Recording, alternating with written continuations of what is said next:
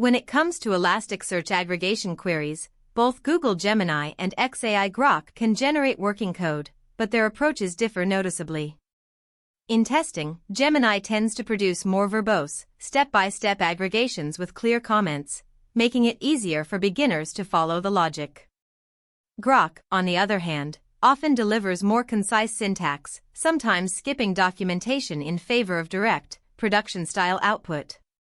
For complex nested aggregations, like multi-level date histograms with filters, Gemini more consistently respects Elasticsearch's strict JSON structure, while Grok occasionally introduces minor syntax errors that require manual correction.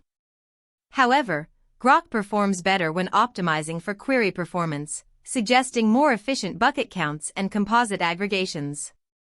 The takeaway: Gemini is the safer choice for learning and prototyping, while Grok excels when you need fast, lean queries for high-traffic dashboards.